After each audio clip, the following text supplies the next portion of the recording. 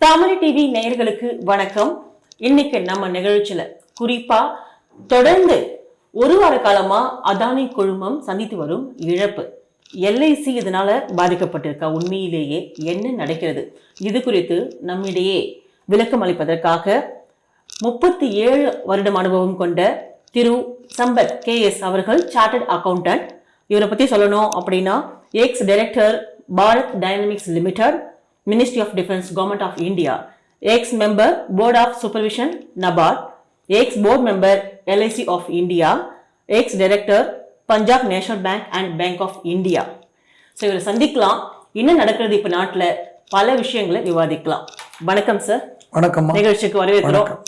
உங்களை பற்றி சொல்லும்போது நேம் சொல்லணும் அப்படின்னு பார்த்த உடனே சார்ட்டர்ட் அக்கௌண்டன்ட் அதோ நிறுத்திக்கலாமா பார்த்தேன். ஆனா இத்தனை சிறப்பு வாய்ந்த பொசிஷன்ல நீங்க இருந்திருக்கீங்க. ஃபர்ஸ்ட் ஆஃப் ஆல் ஸோ உங்களை பார்த்ததுலயும் உங்ககிட்ட முக்கியமான விஷயத்த கேட்கணும் அப்படிங்கிறது எங்களுடைய ஏம்.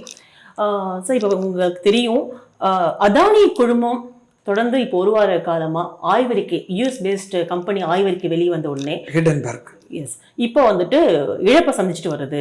அதிலும் குறிப்பா ஹிண்டன்பர்க் கம்பெனி அவங்களுடைய ஆய்வறிக்கையின்படி அதானி குழுமம் இப்போ தொடர்ந்து ஒரு வார காலமா இழப்பை சந்திச்சுட்டு வருது. இதனால எல்ஐசி மிகப்பெரிய அளவு பாதிப்பு ஏற்பட்டிருக்குன்னு சொல்றாங்க. போட்ட பணம் கிடைக்குமா தெரியல, இந்த மாதிரி எல்லாம் பேச ஆரம்பிச்சிட்டாங்க மக்கள். உண்மையிலே என்ன சார் நடக்குது? இப்ப ஒரு நல்ல கேள்வி. இப்போ விவாதக்குரிய பொருளா இருக்கு. இதை நம்ம அதை பற்றி நம்ம விரிவாக அனலைஸ் பண்ணுறதுக்கு முன்னாடி அதை ஒரு 2-3 பாகமாக நம்ம பிரிச்சுக்கலாம். அதை பற்றி ஒன்றும் பெரிய ப்ராப்ளம் இருக்காது. என்னங்கிறத நான் சொல்கிறேன். அப்போ ஒரு முழுசாக ஒரு பிக்சர் கொடுத்தா தான் எல்லாருக்கும் புரியும். இப்போது அதானி குரூப்பில் இருக்கிற எல்ஐசி இன்வெஸ்ட்மெண்ட்ஸ், எல்ஐசி மட்டும் இல்லை, ஸ்டேட் பேங்க் கூட கடன் கொடுத்துருக்காங்க, பேங்கிங் செக்டர்லாம் கொடுத்துருக்கு. அதை கூட நம்ம சேர்ந்து எடுத்துக்கலாம். விவாத பொருள் நம்ம எடுத்துக்கலாம். இதனால அவங்களுக்குலாம் நஷ்டம் வந்துடுமா என்ன அப்படிங்கிறது எல்லாருக்கும் ஒரு கவலை இருக்குது. ஏன்னா பெரிய ஆர்கனைசேஷன் ரெண்டுமே, ஸ்டேட் பேங்க்கும் சரி எல்ஐசியும் சரி, மற்ற பேங்கிங் செக்டரை கொஞ்சம் கொஞ்சம் போட்டிருப்பாங்க எல்லாருமே. இதை பற்றி நம்ம ஒரு அழக்கணும். அதை நம்ம 2-3-4 பாகமாக பிரிச்சுக்கணும். முதல் கேள்வி, எல்ஐசி லாஸ் ஆகுமா, ஸ்டேட் பேங்க் லாஸ் ஆகுமா அப்படிலாம் பார்க்கறதுக்கு முன்னாடி இந்திய பொருளாதாரத்துக்கு இதனால ஏதாவது ஒரு நஷ்டமா, முதல் கேள்வி. ஓவரால் பார்க்கும்போது ஃபர்ஸ்ட் அதை நம்ம தெரிஞ்சுக்கிறது நல்லது. இப்போ இந்திய பொருளாதாரன்றது ஜிடிபி வச்சு தான் மெஷர் பண்ணுறோம். இப்போது எல்லாருக்கும் தெரிஞ்சது, India 5th fastest growing economy in the world. எல்லோரும் இப்போ யூகேக்கு மேலே நம்ம வந்துட்டோம். அவ்வளோ ஃபாஸ்ட்டாக நம்ம போயிட்டுருக்கோம். இதே பேஸில் போச்சுன்னா 2030 நம்ம 3வது இடத்துக்கு கூட வந்துருமா இருக்கும் நம்ம பொருளாதாரம் growth rate when compared to the rest of the world. அவ்வளோ ஃபாஸ்ட்டாக நம்ம பொருளாதாரம் விரைவாக முன்னேறிட்டு வந்துட்டுருக்கு. இது நம்பர் 1. இதை நம்ம கவனத்தில் கொள்ளணும். இது எப்போது இவ்வளோ பெரிய கோவிட் 2 வருஷம் உலகம் பூரா வீழ்ச்சி அடைந்தபோது நம்மளும் வீழ்ச்சி அடைந்து கோவிடை ரொம்ப அருமையாக மோடி கவர்மெண்ட் டேக்கிள் பண்ணி, உலகத்தில் யாருமே இப்படி டேக்கிள் பண்ணல. கிட்டத்தட்ட 150 கோடி வேக்சின்ஸுக்கு மேலே நம்ம போட்டிருக்கோம். 200 கோடி கூட போட்டிருப்பாங்க நினைக்கிறேன். எனக்கு கரெக்டாக ஃபிகர்ஸ் இல்லை. 150 கோடிக்கு மேலே நிச்சயமாக போட்டிருப்போம். போட்டுட்டு 2வது டோஸ் போயிட்டு இருக்கு. 3rd டோஸ்க்கு பூஸ்டர் டோஸ் வரைக்கும் வந்துட்டு இருக்கு. இந்த நிலைமையில் இந்த மாதிரி யாருமே வெள்ள. இதை தவிர 100கணக்கான கண்ட்ரிக்கு எக்ஸ்போர்ட் வேறு பண்ணியிருக்கோம் வேக்சின். இதில் பில்லியன்ஸ் ஆஃப் டாலர்ஸ் நமக்கு சேவிங்ஸ் வேறு, ப்ளஸ் மேக் இன் இண்டியா அதுவும் நடந்திருக்கு. இதெல்லாம் ரொம்ப பெருமைப்படக்கூடிய விஷயம். நம்ம எக்கானமி ரொம்ப நல்லா மேனேஜ் பண்ணப்பட்டிருக்கு. ரொம்ப அழகாக மோடியோட தலைமையிலையும் நிதியமைச்சரோட தலைமையிலையும் ஈச் மினிஸ்ட்ரியோட கான்ட்ரிபியூஷன் ரொம்ப நல்லா வந்திருக்குங்க. இது நான் பொலிட்டிக்கலாக சொல்லலை, நடக்கிறத சொல்கிறேன். இவ்வளோ நல்லா வந்திருக்கு. இப்போது ஒரு எக்கானமிக்கு ஜிடிபி தான் முக்கியம். இப்போ நம்ம நல்லாயிருக்கோம். இந்தியன் ஜிடிபியை நீங்கள் அனலைஸ் பண்ணிங்கன்னா, 100 ரூபா ஜிடிபி இருக்குன்னா 100%ல் கார்ப்பரேட் செக்டார்லேருந்து வர ஜிடிபி அப்ராக்சிமேட்லி அரௌண்ட் 15% தான் இருக்கும். கொஞ்சம் முன்ன பின்ன இருக்கலாம், 1 or 2%. எனக்கு எக்ஸாக்ட் ஸ்டாட்டிஸ்டிக்ஸ் இல்லை, பட் அப்ராக்சிமேட்டாக ஒரு 15%. இதுதான் கார்ப்பரேட் செக்டர்லேருந்து வர ஜிடிபிக்குள்ள கான்ட்ரிபியூஷன். நான் கம்மியாக சொல்ல, மிச்சம் 85% எங்கேருந்து வருது? மற்ற செக்டர்ஸ், கார்ப்பரேட் இல்லாத entities, partnership firm, sole proprietor, individuals business, இதெல்லாம் அங்கேருந்து வருது. அக்ரிகல்ச்சர்லேருந்து வருது. அதுக்கப்புறமா கவர்மெண்ட் அதுலேருந்து வருது. இதெல்லாம் கவர்மெண்ட் ஸ்பெண்டிங், கன்சம்ஷன் இதெல்லாம் சேர்ந்து தான் மிச்சம் 85%. ஸோ கார்ப்பரேட் அப்படின்றது 15% தான். இது ஒரு விஷயம். அதனால் ஃபஸ்ட்டு கார்ப்பரேட் பூரா அடிப்படுமா? அதுவும் இல்லை. கார்ப்பரேட்லாம் they're going through very good time. There இந்த revival market. Auto sector is getting revive, cement sector is getting revive, steel sector is getting revive. இந்த மாதிரி ஒரு செக்டராக இப்போ வந்து இன்ஃப்ராஸ்ட்ரக்சர் ஸ்பெண்டிங் 10 lakh crores இந்த வாட்டி அனௌன்ஸ் பண்ணியிருக்காங்க. ஒரு ஐட்டம் மாத்திரம். நான் பட்ஜெட்டுக்குள்ளே விரிவாக போகுது. Most excellent budget given in my 37 years experience. இந்த வாட்டி கொடுத்துருது. எல்லா வாட்டியுமே 4 வாட்டி நல்லா தான் கொடுத்துருக்காங்க. But this one is a finally balanced budget. அதில் வந்து கார்ப்பரேட் செக்டருக்கு இருக்குது, எக்கனாமிக் க்ரோத்தும் இருக்குது, மிடில் கிளாஸுக்கும் இருக்குது ரிலீஃப். 83 செக்டருக்கு கவர் பண்ணியிருக்காங்க. இந்த மாதிரி எந்த பட்ஜெட்டும் பண்ணதா என்னோட எக்ஸ்பீரியன்ஸில் இல்லைம்மா. 37 வருஷத்துக்கு முன்னாடி 3 வருஷம் வேலையில் இருந்தேன். 40 வருஷமாக நான் பார்த்ததில்லை. ரொம்ப beautiful balance. It's a fantastic budget பத்தின ஒரு பெரிய அளவு விமர்சனம் இல்லாம சைலண்டா இருக்கிற மாதிரி இருக்கு. சோ அந்த அளவுக்கு வரவேற்பு பெற்ற மாதிரி. ஃபைனான்ஸ் மினிஸ்டரும் நல்லா பண்ணியிருக்காங்க, led by our great prime minister Modi. இந்த காம்பினேஷன் வந்து ரொம்ப நல்லா பண்ணியிருக்காங்க. ஸோ எக்கனாமிக் க்ரோத்தில் 15% தான் கார்ப்பரேட் ஜிடிபி கொடுக்கறது. அதில் ஒரே ஒரு கார்ப்பரேட் எவ்வளோ கான்ட்ரிபியூட் பண்ண முடியும்? பண்ணுறாங்க, நான் இல்லைன்னு சொல்ல மாட்டேன். பட் அதனால் பெரிய இம்பேக்ட் இருக்காது. இந்தியாவில் இருக்கிற அவ்வளோ கம்பெனியுமே 15% தான் கொடுக்குறாங்கன்னா, ஒரு பர்டிகுலர் அடானி குரூப் மாத்திரம் நீங்கள் சொல்கிற குரூப் எடுத்துக்கிட்டோம்னா அவங்க வந்து மேபி லிட்டில் பிட் அதில் ஒரு சின்ன போர்ஷன் தான் இருக்கும், மினிஸ்கியூல் போர்ஷன். அதனால வந்து நம்மளோட எக்கானமி பாதிக்கப்படாது. ஸோ முதல் விஷயம் எக்கானமி வந்து இதனால பாதிக்கப்படாது. ஆமாம், இது ஒன்று. அப்படியே ஏதாவது வந்தாலும் பாதிக்காது. அதனால பாதிக்கப்படுறதுக்கு வாய்ப்பே இல்லை. இது ஃபர்ஸ்ட். இது இந்திய அளவில் நம்ம இப்போ எடுத்துக்கிறோம். அதாவது இப்போ கொடுத்துருக்கிற பட்ஜெட் எல்லா செக்டரையும் அணைச்சு கொடுத்துருக்காங்க.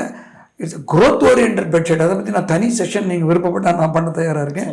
அது பண்ணும். இது வந்து இந்தியா வந்து இப்போ 7% க்ரோத் பிச் பண்ணியிருக்காங்க. நிச்சயமாக அது நடக்கும். ரொம்ப நல்லா நடக்க போகிறது. சில செக்டர்ஸில் எக்ஸ்போர்ட் அதெல்லாம் வந்து ஃபினான்ஸ் மினிஸ்டர் கொஞ்சம் கவனம் செலுத்தணும்னு சொல்லியிருக்காங்க. கொஞ்சம் ப்ராப்ளம் இருக்குன்னு. ஆனால் நிச்சயமாக அந்த க்ரோத் கொடுக்கும்.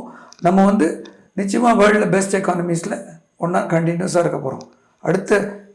அடுத்து வர வருடங்கள் பூரா அப்படி தான் இருக்க போகுது. ஏன்னா நம்ம உக்ரைன் கான்ஃப்ளிக்ட் அது கிட்டத்தட்ட பார்த்துட்டோம். அது எப்போயாவது ஒரு சமயத்தில் முடிவு வந்து ஆகணும். சைனீஸ் நம்ம பார்டரில் இருந்தது, பாகிஸ்தான் இதெல்லாமே நம்ம கரெக்டாக டேக்கிள் பண்ணிட்டோம். வேர்ல்டு ஓவர் ரிசெஷன் இருக்கும். அதனோட இம்பேக்ட் நமக்கு கொஞ்சம் இருக்கும். ஆனால் நம்ம மற்ற எல்லா தேசத்தையும் விட we are well poised to tackle it better and we are on a very vibrant growth path, better than other economies in the world. Okay sir. ஆனால் நம்ம எக்கானமிக்கு ப்ராப்ளம் வராது. எக்கனாமிக் ப்ராப்ளம் வரல. அப்படி இருக்கும்போது இப்போ அதானி குழுமம் அப்படின்னு எடுத்துக்கும் போது இதுதான் பேசும் பொருளா இருக்கு. இன்னைக்கு உலக அளவில் எடுத்துக்கலாம், இந்திய அளவில் மெயினா எடுத்துக்கலாம். ஏன்னா அந்த அளவுக்கு ஒரு ஷேர் இருக்கு உள்ள. குறிப்பா எதனால எல்ஐசி தான் பாதிக்குது அப்படி சொல்லும் போது எனக்கு வந்து இன்னொரு சின்ன நீங்க சொல்றது புரியுது. எல்ஐசி பாதிப்படையுமா இல்லையாங்கிறதுக்கு நிச்சயமா பாதிப்படையாது. ஸ்டேட் பேங்க்கும் லெண்டிங்கும் பாதிப்படையாது. அது முதலே நான் சொல்லிடுறேன். காரணங்களை நான் சொல்கிறேன். அதுக்கு முன்னாடி சின்னதாக ஒரு விஷயம் பார்ப்போம்.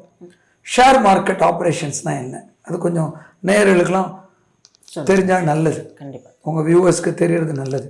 ஷேர் மார்க்கெட் ஆப்ரேஷன்ஸ் அப்படின்றது மார்க்கெட்டில் ஆப்ரேட் பண்ணுறாங்க. இது எப்படி இருந்திருக்கு பழைய காலங்களில்? குறைச்ச விலைக்கு வாங்கி ஜாஸ்தி விலைக்கு விற்கிறது. அது எவ்வளோ காலம் நம்ம வச்சுருக்கோமோ அவ்வளவு நல்லது. வச்சிருக்க லாபம் பீக்குக்கு வரது கொஞ்சம் டைம் ஆகும். அது எவ்வளோ காலம் வச்சுருக்காங்களோ அவ்வளோ லாபம். So long term investors gain, short term players risk. குறுகிய காலத்தில் பண்ணுறவங்களுக்கு ரிஸ்க் அதிகம். லாபமும் பண்ணலாம், நஷ்டமும் பண்ணலாம். இதுதான் share market operation number 1. Number 2, இதை பேஸ் பண்ணி நான் எல்ஐசிக்கோ ஸ்டேட் பேங்க்குக்கோ நான் பதில் சொல்கிறேன். அடுத்தது நம்பர் 2, ஷேர் மார்க்கெட் வந்து 92 பெரிய கிராஷ் ஆச்சுமா. 20-30% மார்க்கெட் ஃபுல்லாக விழுந்தது. ஒரு ஷேர் விழலை, மொத்த மார்க்கெட்டும் 92. அதுக்கப்புறம் பார்த்தீங்கன்னா 92க்கு அப்புறமா 2008 பிளாக் மண்டேன்னு சொன்னாங்கம்மா. பூரா கிராஷ் ஆச்சுமா 2008. அப்பவும் இதே ஹியூஜ் கிராஷ் 2008. 2016 பிப்ரவரி வரைக்கும் ஒரு பெரிய கிராஷ் 26% இருந்துச்சுமா. இது கோவிட் பீரியட் கிடையாது, அதுக்கு முன்னாடி 26% கிராஷ் இருந்துச்சு வேல்யூவில். Devaluation not devaluation, value reduction இருந்துச்சு மார்க்கெட், டோட்டல் மார்க்கெட்டில். அதே மாதிரி 2020 அந்த அந்த கோவிட் பீரியட் இருக்குது பாருங்கள், 42,000 பாயிண்ட்லேருந்து 28,000 பாயிண்ட் வந்துருச்சு. 30% ஷேவ் ஆஃப் ஆகிருக்கு. இது வந்து மொத்த மார்க்கெட், ஷேர் மார்க்கெட்டுக்கு. ஆனால் எவ்ரி டைம் ஒரு பீரியட் ஆஃப் டைம் 6 monthsோ 1 yearோ 1.5 yearsோ படிப்படியாக திருப்பி மேலே வந்திருக்கு. திடீர்னு மார்க்கெட் டவுன் ஆகும், அதுல இருந்து ஒரு பீரியட் பல காரணங்கள் இருக்கு. மார்க்கெட் டவுன் ஆகிறதுக்கு உக்ரைன் வாரா இருக்கலாம், கோவிடா இருக்கலாம், 92 ஒரு ப்ராப்ளம் ஆச்சு ஷேர் மார்க்கெட்டில், ஒரு ஸ்கேம் ஆச்சு அதுவாக இருக்கலாம், 2008 வந்து வேறு ஏதோ ப்ராப்ளம் வந்துச்சு, எக்கனாமிக் ப்ராப்ளம், அதனால இருக்கலாம். இதெல்லாம் ஸ்கேம் ரிலேட்டட். நான் scam related, economic recession, rest of the world, war, there are so many things. அதனால் இது வந்து ஷேர் மார்க்கெட் வந்து ஒரு சைக்கிளில் போய் வர்றது தான். இதில் யார் கெயின் பண்ணுவாங்க?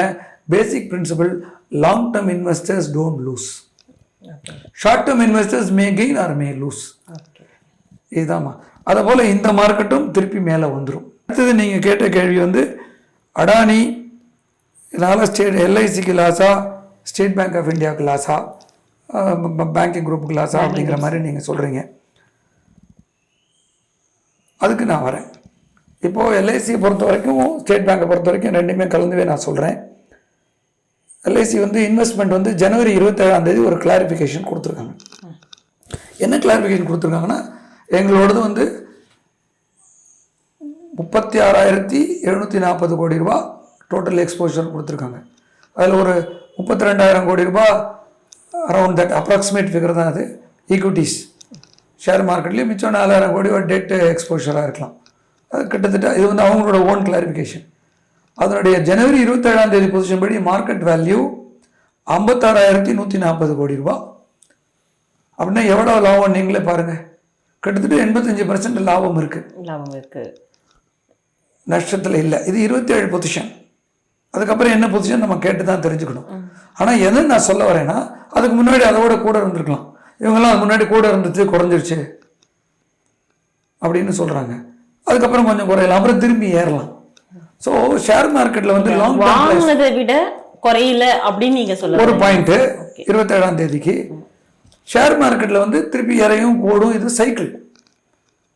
ஆனால் யாருக்கு லாபம்? நான் இப்போ சொன்னேன், share market long term investors never loose.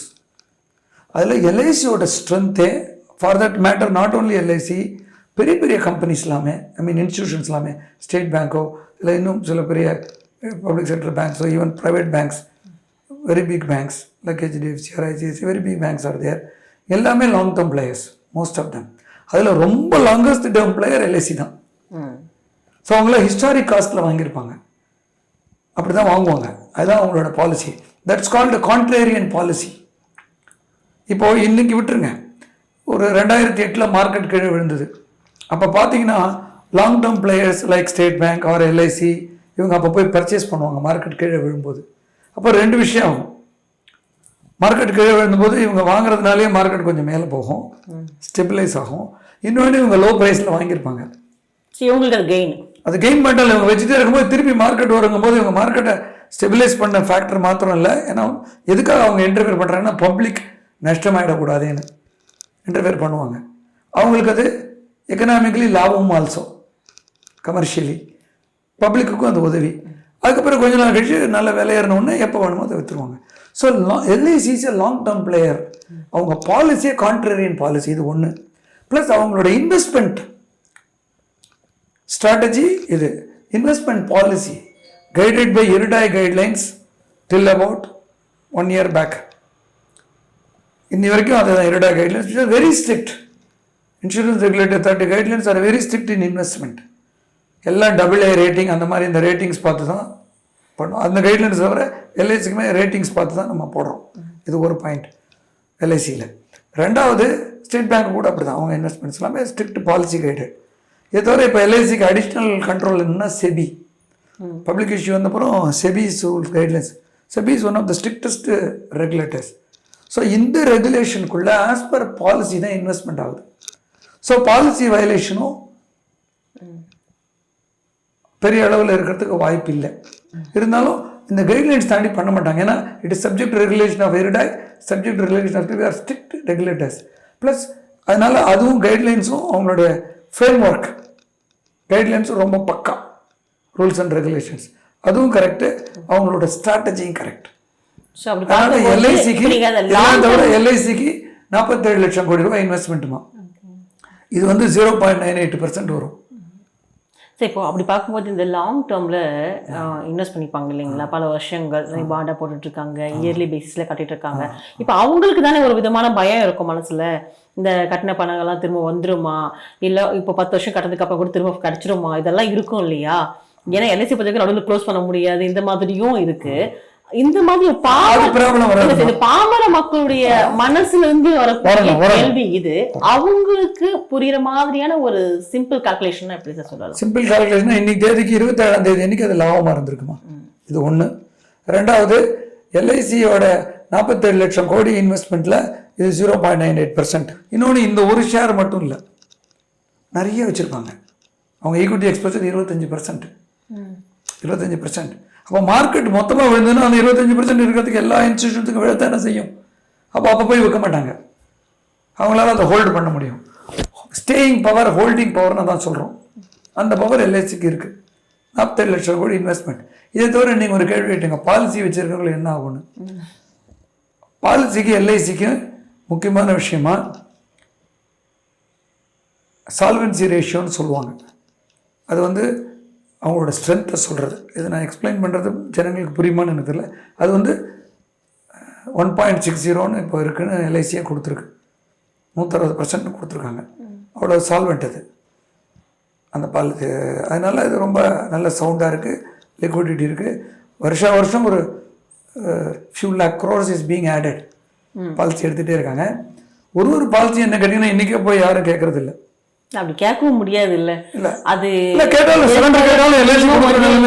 10 lakhs 10 years இல்ல 15 years ஒரு வருஷம் கொஞ்சம் மெச்சூராக இது வரைக்கும் எல்லாருக்கும் கொடுத்துட்டே இருக்காங்க.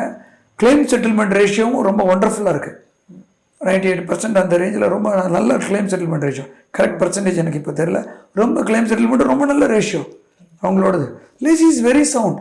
அதனால் பாலிசிலாம் 10 வருஷம் 20 வருஷம் 30 வருஷம் அப்படி தான் போட்டிருக்காங்க. அந்த டயத்தில் அவங்களுக்கு கொடுக்கப்படும். அதுவே ஒரு அட்வான்டேஜ். அவங்களுக்கு நாளைக்கே போய் நான் டெபாசிட் போட்டிருக்கேன் என்ன க்ளோஸ் பண்ணி எடுன்னு ஒரு என்பிஎஃப்சியில் போய் க்ளோஸ் பண்ணாலும் அதை எது மூடி போயிடும். இங்கே அப்படி செய்யறதுக்கு வாய்ப்பு இல்லை. பாலிசியெல்லாம் மெதுவாக தானே ரிட்டர்ன் பண்ணும். அதுவே உங்களுக்கு ஒரு அட்வான்டேஜ். ஸோ இவங்ககிட்ட இருக்கிறது லாங் டேர்ம் ஃபண்ட்ஸ் டிப்ளாய்டு இன் லாங் டேர்ம் இன்வெஸ்ட்மெண்ட்ஸ். ட்ரேடிங் இருக்கும், ஷார்ட் டேர்ம் ட்ரேடிங் கொஞ்சம் பண்ணுவாங்க. அதனால இட் மேட்சஸ். அது ஒரு அசெட் லைபிலிட்டி மேட்ச்னு சொல்லுவாங்கம்மா. அது இருக்குது. அதனால் எல்ஐசிக்கு டேமேஜ் ஆகிறதுக்கு எனக்கு பெஸ்ட் ஆஃப் மை அசஸ்மெண்ட் இருக்க வாய்ப்பு இல்லை. அதே மாதிரி பாலிசி ஹோல்டர்ஸ்க்கு ஒன்றும் ப்ராப்ளம் இல்லை. என்னுடைய அனாலிசிஸ் படி ரொம்ப வருஷமாக நான் இதை பார்த்துட்ருக்கேன். ஸ்டேட் பேங்க்கும் ஒரு 21,000 crores 27,000 crores கொடுத்துருக்கா சொல்கிறாங்க லோன். கடைசியில் பேங்க்ஸும் கொடுத்துருக்காங்க, மற்ற பேங்க்கும் கொடுத்துருக்காங்க. அதில் ஸ்டேட் பேங்க் ஒப்பீனியனே மற்ற பேங்க்குக்கும் சரியாக வரும். அவங்க என்ன சொல்லியிருக்காங்க, சேர்மன் எல்ஐசி கிளாரிஃபை பண்ண மாதிரி எங்களுக்கு எதுவும் என்பி ஆகலை. நம்பர் 1. நம்பர் 2, எல்லாம் performing assets, they are doing well. எல்லாமே கேஷ் ஜெனரேட்டிங் அசெட்ஸ்னு கொடுத்துருக்காங்க. அப்படின்னா அந்த பணத்தெல்லாம் திருப்பி கட்டுறதுக்கு கெப்பாசிட்டி இருக்குன்னு ஸ்டேட் பேங்க் சொல்லியிருக்கான். அது எப்படி சொல்லுவான், ஃபண்டமெண்டலி சவுண்ட் கம்பெனினா ஃபினான்ஷியல்ஸ், அவங்க பேலன்ஸ் ஷீட் ரொம்ப முக்கியம். பேலன்ஸ் ஷீட் மாத்திரம் இல்லை, கேஷ் ஃப்ளோ, லிக்விடிட்டி அது ரொம்ப முக்கியம். அது இருக்குன்னு ஸ்டேட் பேங்க் அசஸ் பண்ணி சொல்லியிருக்காங்க, which is true for entire banking sector. அப்போது அது நல்லா இருக்க போகுது. அது நல்லா இருந்தால் பேங்க்குக்கு மாத்திரம் சேஃப்டி இல்லை, ஷேர் மார்க்கெட்டுக்கு சேஃப்டி. அப்போ நல்லா பண்ண போகிறாங்க. கம்பெனி ஒன்றும் கெட்டு போகிற கம்பெனி இல்லை, நல்லா இருக்க போகுது. நல்லா இருந்துச்சுன்னா கடனும் திருப்பி வந்துட போகிறது, அவங்களுக்கு லாஸ் வர போகிறது இல்லை. இன்னொன்று, எல்லாமே அசெட் பேஸ்டுமா. ஃபார் எக்ஸாம்பிள், எங்களுக்கு தெரிஞ்ச வரைக்கும் அடானி குரூப் எல்லா அசெட்ஸ் கிரியேட் பண்ணியிருக்காங்க. இது வந்து ஏதோ அசெட்டே இல்லாமல் ஷெல் கம்பெனி சொல்லுவாங்க, அப்படி இல்லை. எல்லாம் சாலிட் அசெட்ஸ். ஒரு சின்ன எக்ஸாம்பிள்னா 30 வருஷம் முன்னாடி எந்த கவர்மெண்ட்டை இப்போ இருந்துச்சோ, அது காங்கிரஸ் கவர்மெண்ட்டாக கூட இருக்கலாம், இல்லை பிஜேபி கவர்மெண்ட்டாக கூட இருக்கலாம். நான் கவர்மெண்ட்டை சொல்ல வரல. எந்த கவர்மெண்ட் இருந்தாலும் அம்பானியோ அடானியோ எல்லாருக்கும் ஹெல்ப் பண்ண தான் செய்வாங்க. பெரிய கம்பெனிஸ் எல்லாத்துக்குமே, டாட்டாவோ பிர்லாவோ கவர்மெண்ட் ஹெல்ப் பண்ணணும். ஏன்னா லேண்ட் அவங்க கையில் இருக்குது. லேண்ட் அலாட்மெண்ட் எப்போவோ ஆயிருக்கு, இவங்க விலை கொடுத்து வாங்கியிருக்காங்க. 30 வருஷம் முன்னாடி வாங்கின லேண்ட் இன்றைக்கி எங்கே பார்த்தாலும், இங்கே கூடுவாஞ்சேரியில் பார்த்தீங்கன்னா 25 பங்கு ஜாஸ்தி, 30 பங்கு ஜாஸ்தி. அப்போ அவங்களுக்கு எவ்வளோ வேல்யூ அடிஷன் இருக்கும். அது எவ்வளோ பெரிய மார்க்கெட் வேல்யூ. ஒரு ஐட்டம் மாத்திரம் சொல்கிறேன். அது போல் அவங்க பில்டிங்ஸ், மிஷினரிஸ் எல்லா அசெட் கிரியேட் பண்ண கம்பெனி இது. பல கம்பெனி அப்படி தான் இருக்குது. இது asset base. So real estate எடுத்துக்கலாம், போர்ட் எடுத்துக்கலாம், பவர் ஜெனரேஷன் இந்த மாதிரி. அடுத்தது பார்த்தீங்கன்னா உள்ள அசெட் பேஸ் இருக்குது, கேஷ் ஃப்ளோ இருக்குது. ஸோ கம்பெனி இதுக்கு வந்து இதை நானாக சொல்லலை, ஸ்டேட் பேங்க் சொல்லியிருக்கு. ஃபிட்ச்னு ஒரு இன்டர்நேஷ்னல் கம்பெனிமா, ஃபிட்ச்ன்ற இன்டர்நேஷ்னல் ரேட்டிங் கம்பெனி நேற்று ஸ்டேட்மெண்ட் கொடுத்துருக்கான். நேற்று இன்றைக்கோ என்ன ஸ்டேட்மெண்ட் கொடுத்துருக்கான்? அடானி குரூப் ரேட்டிங்கை நாங்கள் சேஞ்ச் பண்ணவில்லை. வெரி மல்டிநேஷ்னல் ஃபிட்ச்ன்றது ரேட்டிங் கம்பெனி, ரேட்டிங்கை சேஞ்ச் பண்ணலன்னு கொடுத்துட்டான். பெரிய விஷயம் அது. அவங்க கரெக்டாக அனலைஸ் பண்ணி தான் கொடுப்பாங்க. அவன் இன்னொன்று என்ன சொல்லுவாங்க, கேஷ் ஃப்ளோ ஒன்றும் ப்ராப்ளம் இல்லைன்னு கொடுத்துருக்கான். எஸ்பிஐ கொடுத்த மாதிரி. அப்படின்னா இம்மிடியேட் ப்ராப்ளம் ஒன்றும் இல்லை. இதை தவிர இவங்க FP1 ஒன்று போனாங்க, ஃபாலோ ஒன் பப்ளிக் ஆஃபர்னு ஷேர் இஷ்யூ வந்தாங்க.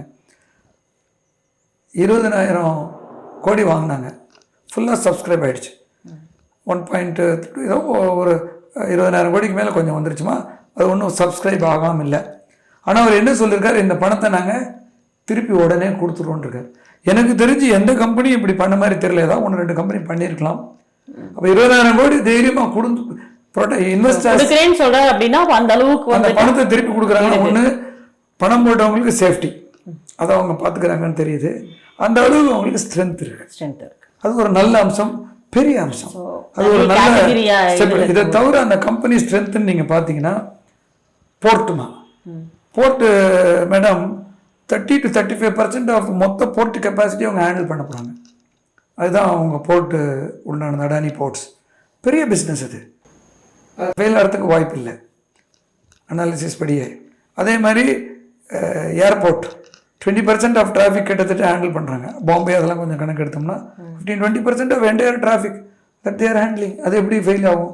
கேஷ் ஜென்ரேஷன் நல்லாயிருக்கும், பிஸ்னஸ் நல்லாயிருக்கும். இது எனர்ஜி நான் சொல்லணும்னா டோட்டல் எனர்ஜின்னு ஃப்ரெஞ்ச் இன்வெஸ்டர் அவன் நேற்று ஸ்டேட்மெண்ட் கொடுத்துருக்கான். நாங்கள் இவங்க ஷேரை எவாலுவேட் பண்ண போகிறதுலன்னு கொடுத்துட்டான். அப்போ ஒரு foreign investor has got so much confidence அவன் கொடுத்துருக்கான். அதுக்கப்புறம் சிமெண்ட், ஏசிசி சிமெண்ட் வந்து இப்போ பெரிய குரூப்பாக இருந்து அவங்க டேக் ஓவர் பண்ணியிருக்காங்க. ஏசிசி சிமெண்ட்டை பற்றி உலகம் பூரா தெரியும். அது இவங்க டேக் ஓவர் பண்ணியிருக்காங்க. அது வந்து கேஷ் கவ், பணம் காக்கிற மரம். அது இவங்ககிட்ட தான் இருக்குது.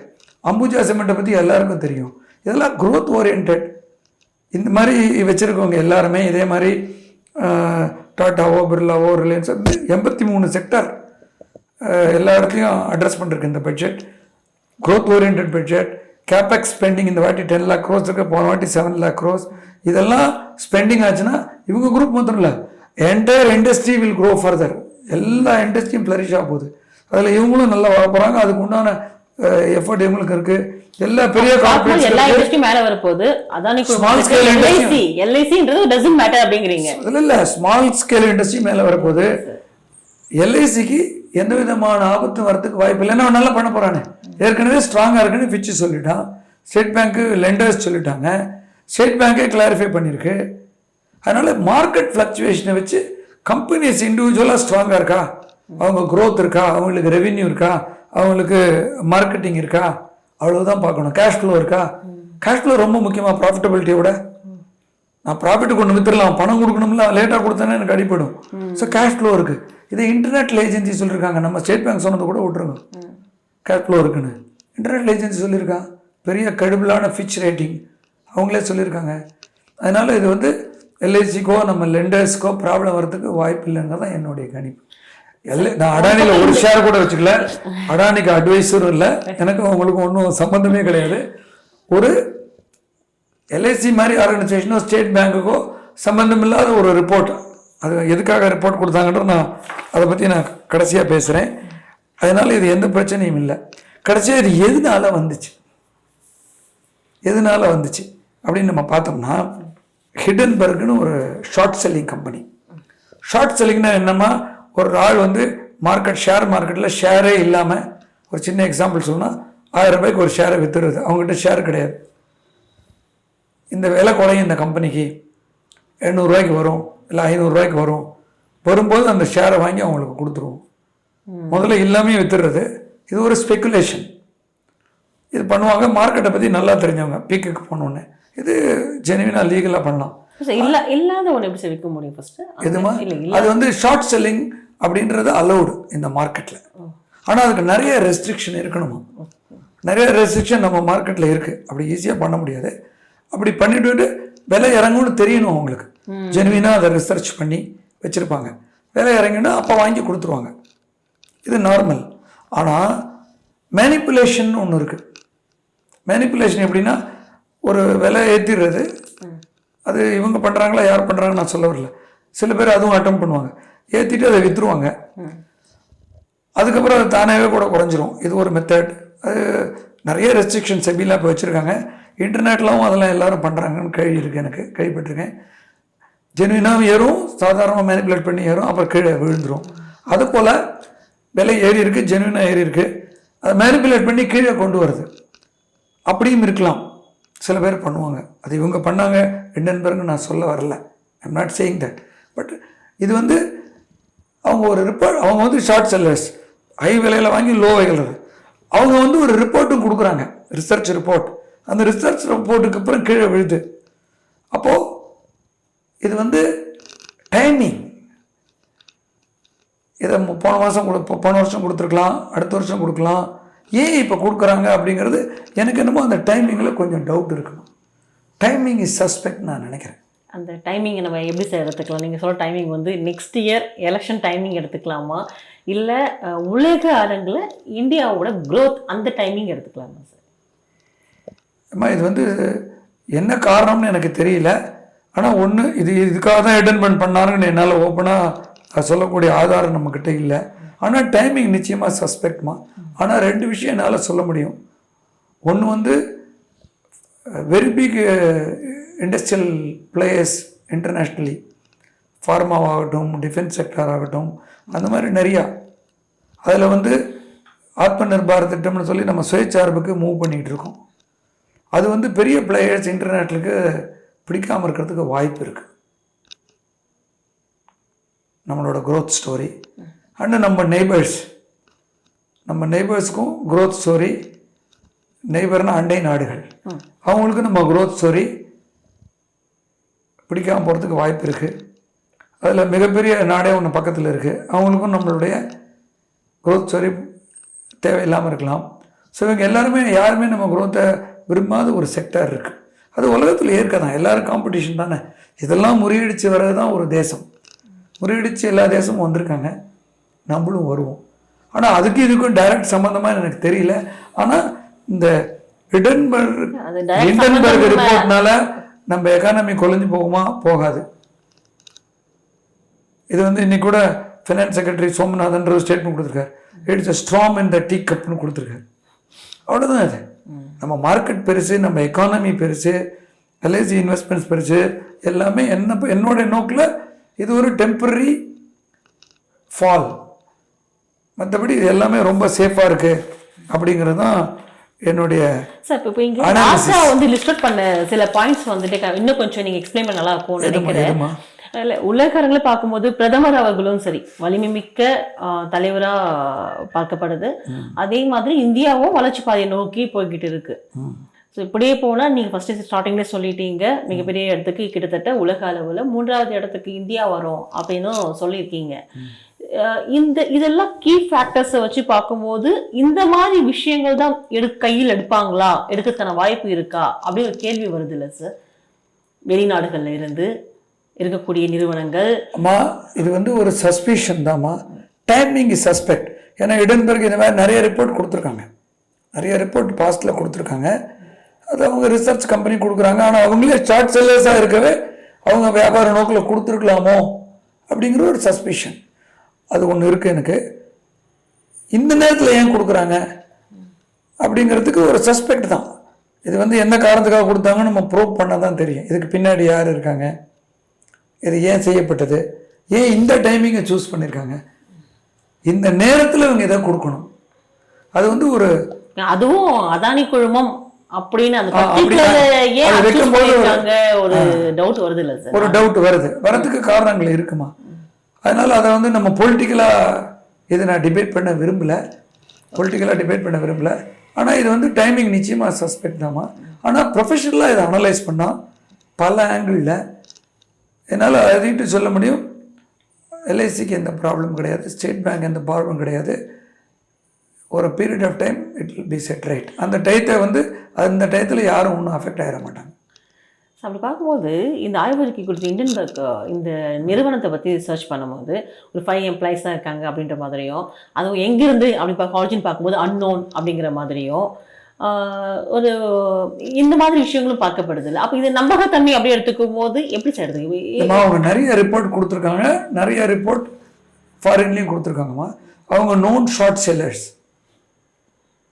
ஓரளவுக்கு நோன் தான் எல்லாருக்கும். அது பழைய ரிப்போர்ட்ஸ்லாம் கொடுத்துருக்காங்க. அந்த மாதிரி நிறைய கம்பெனி லாஸும் ஆகிருக்கு. அதில் பெரிய பிரச்சனை இருக்கிறதா எனக்கு தெரியல. பிரச்சனையே டைமிங். இந்த நேரத்தை ஏன் அவங்க சூஸ் பண்ணாங்க, அதை வந்து இன்னும் கொஞ்சம் ரிசர்ச் பண்ண வேண்டிய ஏஜென்சிஸ் அதை பண்ணணும். அது வந்து நம்ம நேஷனல் இன்ட்ரெஸ்ட்ல கவர்மெண்டே பண்ணுவாங்கன்னு நான் எதிர்பார்க்குறேம்மா. இப்போ நீங்கள் ஒரு ப்ரொஃபஷனலாக அனலைஸ் பண்ணும்போது நம்ம இன்ஸ்டிடியூஷன்ஸுக்கோ அல்லது ஸ்டேட் பேங்க்குக்கோ என்னை பொறுத்த வரைக்கும் பெரிய ப்ராப்ளம் இருக்கிற மாதிரி எனக்கு தெரியல. இப்போ டைமிங் சொன்னீங்க இல்லைங்களா, அது இப்போ சில ப்ராப்ளம் கூட சொல்லக்கூடாது. இட்ஸ் a temporary phenomenon, அவ்வளவுதான். இப்போ பிரதமருடைய டாக்குமெண்ட் கூட சமீபத்தில் வெளியிட்டு இருந்தாங்க, அதுக்கப்புறம் பேன் பண்ணியிருந்தாங்க. இதுவும் ஒரு டைமிங் சஸ்பெக்ட் அப்படின்னு எடுத்துக்கலாமா? பிரதமர் பார்த்தீங்கன்னா ஒரு டாக்குமெண்ட் கொடுக்கும்போது பிபிசி வெளியிட்டது, அதுக்காக பேன் பண்ணாங்க. ஸோ இதுக்கும் ஒரு டைமிங் சஸ்பெக்ட் அப்படின்னு எடுத்துக்க முடியுமோ? இது நிச்சயமாமா பிபிசி டாக்குமெண்ட்ரி பற்றி நீங்கள் சொல்கிறீங்க. பிபிசி டாக்குமெண்ட்ரிங்கிறதுமா 2002 குஜராத் ரைட்டை பற்றி. இது 20 வருஷம் கடந்து நடந்த சம்பவம். 20 வருஷம் கேஸ் நடந்திருக்கு. இந்த கேஸை வந்து என்கொயரி பண்ணது supreme court monitored special investigation team. இது வந்து யூபிஏ கவர்மெண்ட்டோ அல்லது பிஜேபி இவங்க வந்த பிறகு உள்ள கவர்மெண்ட்டோ இல்லை முதல்ல இருந்த பிஜேபி கவர்மெண்ட்டோ காங்கிரஸ் கவர்மெண்ட்டோ போட்ட ஒரு இன்வெஸ்டிகேஷன் டீம் அல்ல. Supreme court monitored unbiased SID special investigation team. அவங்க ஃபுல்லாக அதை ஆராய்ச்சி பண்ணி கேள்விகள் கேட்டு இன்வெஸ்டிகேஷன் பண்ணி அவங்க ரிப்போர்ட்டை ஃபைல் பண்ணி கேஸும் க்ளீன் சீட்டும் கொடுத்தது எனக்கு தெரிஞ்ச வரைக்கும் க்ளீன் சீட் கொடுத்துட்டாங்க. அதுக்கப்புறம் கேஸ் எல்லாம் போய் 20 வருஷம் கழித்து இந்த தேசத்தோட உச்சநீதிமன்றம் highest body has cleared the honourable prime minister on this. அதை வந்து திருப்பி தோண்டி எடுக்கிறதுன்றது வந்து நம்ம நாட்டுடைய குரோத்தை தடுக்கணுன்றதுக்காக தான் நான் நினைக்கிறேன். அது வந்து ஒரு இன்னொன்று பிபிசி வந்து இப்போ நேற்று ஒரு மகேஷ் ஜெத்மலானின்னு ஒரு எம்பி ஸ்டேட்மெண்ட் கொடுத்துருக்காரு, ஒரு பெரிய லாயர். அதில் வந்து சைனீஸ் இன்வெஸ்ட்மெண்ட் இருக்குன்னு சொல்கிறார். சைனீஸ் இன்வெஸ்ட்மெண்ட் இருக்குன்னு சொல்லியிருக்காரு. அவர் வந்து ஒரு ரெஸ்பான்சிபிள் மெம்பர் ஆஃப் பார்லிமெண்ட். அவர் சொல்லியிருந்தாருன்னா அவர்கிட்ட ப்ரூஃப் இருக்குமா இருக்கும். பட் எதுவாக இருந்தாலும் அதுவும் டைமிங் சஸ்பெக்ட். இன்னொன்று நம்ம தேசத்தை பொறுத்த வரைக்கும் உச்ச நீதிமன்றம் சொன்னதுக்கு அப்புறமாக 20 வருஷம் கேஸுக்கு அப்புறம் அதுக்கு மேலே அப்பீல் இருக்கும்னு எனக்கு தோணலை. வெளியிருந்து நிறையா கொடுக்கலாம். பிபிசி இந்த மாதிரி நிறைய ரிப்போர்ட்டு, பிபிசி லண்டன்லேயே அதை பற்றி மிகப்பெரிய போராட்டம்லாம் நடத்திருக்காங்க. தப்பான நீங்கள் ரிப்போர்ட் கொடுக்குறீங்கன்னு வேறு பல விஷயங்களுக்கு. இந்த ரிப்போர்ட் வந்த அன்னைக்கு பார்லிமெண்ட்டில் ஒரு எம்பி இதை கேள்வி கேட்குறாரு. எந்த பார்லிமெண்ட்டில்? யூகே பார்லிமெண்ட்டில் ஒரு எம்பி அவர் கேட்குறார். அவர் கேட்ட நிமிஷமே ரிஷி சுனக்னு பிரைம் மினிஸ்டர் ஆஃப் யூகே எழுந்து சொல்கிறார், அந்த டாக்குமெண்ட்ரி கண்டென்ட்டில் எனக்கு உடன்பாடு இல்லைன்னு கிளியராக சொல்லியிருக்காருங்க. அவங்க பிரைம் மினிஸ்டரே. இதுக்கு மேலே என்ன ப்ரூஃப் வேணும்? இதுவும் எனக்கு டைமிங் சஸ்பெக்ட் மாதிரி தான் தெரியுது. பட் அது யார் அதுக்கு பின்னாடி இருக்காங்க, யார் இதுக்கு காரணம் அப்படிங்கலாம் government is very well capable. Government of India they will certainly investigate it and find it out. Yes sir, இப்போ நீங்கள் இந்த அளவுக்கு எவ்வளோ கீனாக சொல்லும் போது ஒரு மற்ற நாடுகளை சேர்ந்தவர்கள் ஆய்வறிக்கை வெளியிடுறாங்க, குறிப்பாக இந்தியாவை பற்றி, இருக்கக்கூடிய முக்கிய தலைவர்கள் பற்றி அப்படி எடுத்துக்கும் போது இந்தியாவோட ஸ்டாண்ட் எப்படிங்க சார்? இதுவே மற்ற உலக நாடுகள் நடக்கக்கூடிய சில விஷயங்களை இந்தியா வந்து ஏதாவது வெளியிடுது, இந்த ஆய்வறிக்கை வெளியிடுதுங்களா? இந்த மாதிரியான ஒரு விஷயங்கள் எப்பயாவது நடந்திருக்குங்களா சார்? இந்தியா வெளியிட்டு அதனால பாதிப்பு ஏற்பட்டது, இந்த மாதிரி ஒரு மாற்றம் வந்தது, அப்படிதான் சொல்ல முடியுமா சார்? எனக்கு தெரிஞ்ச அளவுக்கு இந்தியா வந்து அடுத்த தேசத்தினுடைய உள் விவகாரங்களில் தலையிடுறது இல்லைம்மா. அந்த மாதிரி எதுவும் நம்ம செய்கிறதில்ல. நம்மளை காப்பாற்றிக்கிறதுக்கு செய்கிறோம். நம்மளோட ஃபாரின் பாலிசி இப்போ ரொம்ப வைப்ரண்ட்டாக இருக்குமா. அதாவது நமக்கு முதல்ல ரஷ்யா சென்ட்ரிக்காக இருந்ததுமா. அப்புறம் ஒரு சமயத்தில் கொஞ்சம் யூஎஸ் சென்ட்ரிக்காக இருந்துச்சுமா. அப்புறம் ரஷ்யா சென்ட்ரிக்காச்சு. இப்போ எப்படின்னு கேட்டிங்கன்னா யூஎஸ் அண்ட் ரஷ்யா ரெண்டுக்கும் பேலன்ஸ் பண்ணி போகிற மாதிரி ஒரு பியூட்டிஃபுல் ஃபாரின் பாலிசிமா. அந்த மாதிரி சுச்சுவேஷன், ஸ்ட்ராங் ஃபாரின் பாலிசி நம்ம சொன்னால் கேட்குற அளவுக்கு தான் 2 பேரும் இருக்காங்க. ரெண்டு பேருக்குமே சமநிலையில் ட்ரீட்மெண்ட் கொடுக்கக்கூடிய ஒரு பியூட்டிஃபுல் ஃபாரின் பாலிசிமா. அந்த இது நம்ம மோடியை பாராட்டி தான் ஆகணும். அதில் எந்த சந்தேகமும் இல்லை. இப்போ ரஷ்யன் பாலிசிக்கு ரஷ்யா சென்ட்ரிக்கிறத யூஎஸ்ஐ எடுத்துகிட்டு போனது ப்ரீவியஸ் யூபிஏ கவர்மெண்ட் எடுத்துகிட்டு போனாங்கம்மா. நியூக்ளியர் லைபிலிட்டிலாம் நியூக்ளியர் டீல்லாம் சைன் பண்ணி அவங்களும் யூஎஸ் எடுத்துகிட்டு போனாங்க. அதை நம்ம மறக்க முடியாது. அவங்களும் அதை செய்து செஞ்சாங்க. ஆனால் ரெண்டுமே பேலன்ஸ் பண்ணிட்டாரு. அது பேலன்ஸ் பண்ணணும்னு அவங்களுக்கு ஒரு வேளை தெரிஞ்சனால தான் அவங்களும் அதை ஆரம்பிச்சிருப்பாங்க. யூபிஏவும் அதை பண்ணாங்க. நியூக்ளியர் இதுக்கு எடுத்துகிட்டு போனாங்க. அதை ஓரளவுக்கு கரெக்டாக செஞ்சாங்க. நான் இல்லைன்னு சொல்கிறதுக்கு இல்லை, அவங்களும் கரெக்டாக தான் பண்ணியிருக்காங்க. ஆனால் அதை பெருமளவில் அதை முழு மளவாக செஞ்சு 2 நேஷனுக்கும் ஒரு நல்ல பேலன்ஸ்டாக கொண்டு போன ஃபாரின் பாலிசி இன்னும் நிறைய கண்ட்ரிஸோட நமக்கு நல்ல அண்டர்ஸ்டாண்டிங். ஃப்ரான்ஸோட, யூகோவோட prime minister is supporting us why, Germany is supporting us why, most of the countries, small nation big நேஷனில் ரொம்ப கிரெடிபிள் ஃபாரின் பாலிசி. அதில் நம்ம பிரைம் மினிஸ்டரோட பங்கு. அண்ட் பிரைம் மினிஸ்டர் ஒரு பிரில்லியன்ட் எக்ஸ்டர்னல் அஃபேர்ஸ் மினிஸ்டர். எப்படி ஒரு பிரில்லியன்ட் ஃபினான்ஸ் மினிஸ்டரை நிர்மலா சீதாராமன்ஜி அப்பாயின்ட் பண்ணியிருக்காங்களோ அதே மாதிரி most brilliant external affairs minister doctor Jaishankar appoint பண்ணியிருக்காங்க. Hands on man. The credit goes to Modi and fantastic work done by doctor Jaishankar. இது எல்லாமே நாட்டுக்கு நல்லது தாம்மா. இதை நம்ம பொலிட்டிக்கலாக பார்க்குறத விட இந்தியா க்ரோத் ஸ்டோரியை நிறைய பேர் விரும்பலைன்னு தான் நான் நினைக்கிறேன். அப்போசிஷன் சொல்லுவாங்க, அவங்களுக்கு லாபம் இருந்தால் சொல்ல போகிறாங்க. அதை நம்ம பெருசுப்படுத்த வேண்டியதில்லை பொலிட்டிக்கல் ஆங்கிளில். I think overall people don't want India growth story, whether it is Hindenburg or whether it is BBC. They don't want India's growth story தான் நான் நினைக்கிறேன், இதை பொலிட்டிக்கலாக பார்க்குறத விட. இவ்வளோ விஷயம் நீங்கள் சொல்லியிருக்கீங்க, மக்கள் பார்த்துக்கிட்டு இருப்பாங்க. இதுக்கு முன்னாடி சில விஷயம் புரியாமல் இருந்திருக்கும். பட் பார்க்கும்போது எல்ஐசி விஷயம் குறிப்பாக அதுதான் இப்போதைக்கு இழப்பை சந்திக்குமோ, மக்கள் கொஞ்சம் பயம் அப்படின்ற மாதிரி இருந்தது. அதுக்கும் நீங்கள் ரொம்ப தெளிவாக விளக்கம் கொடுத்தீங்க. அவங்களாம் பயப்படவே வேண்டாம் அப்படின்ற அளவுக்கு நீங்கள் சொல்லியிருக்கீங்க. லாங் டேர்மில் அது மிகப்பெரிய ஒரு கெயின் தான் இருக்கும் அப்படின்ற மாதிரி. இதெல்லாம் தாண்டி இந்தியாவோட எக்கனாமிக் ஸ்டேட்டஸ் எப்படி இருக்குது, உலக அரங்கில் இந்தியாவோட வளர்ச்சியும் எப்படி இருக்குது, ஸோ எல்லாமே உள்நாட்டு உற்பத்திக்கு எந்த அளவுக்கு இம்பார்ட்டன்ஸ் கொடுத்துட்டு இருக்காங்க, ஸோ ஓவரால் க்ரோத் நெக்ஸ்ட் லெவலில் சூப்பராக போய்கிட்டு இருக்கும் அப்படிங்கிறது தெளிவாக நீங்கள் சொல்லியிருக்கீங்க சார். ஸோ இதை பார்க்கக்கூடிய மக்களுக்கும் ஒரு விதமான புரிதல் கண்டிப்பாக ஏற்படும். இந்தியாவில் இருக்கக்கூடிய ஒவ்வொரு குடிமகனும் ஒரு தேசப்பற்று அப்படின்னு பார்க்கும்போது எல்லாரும் ஃபீல் பண்ணக்கூடிய ஒரு விஷயமா நீங்க சில கருத்துக்களையும் நீங்க சொல்லியிருக்கீங்க. நன்றி சார், இவ்வளவு நேரம் உங்க நேரத்தை ஒதுக்கி எங்களுக்காக பல்வேறு கருத்துக்களை பகிர்ந்திருக்கீங்க.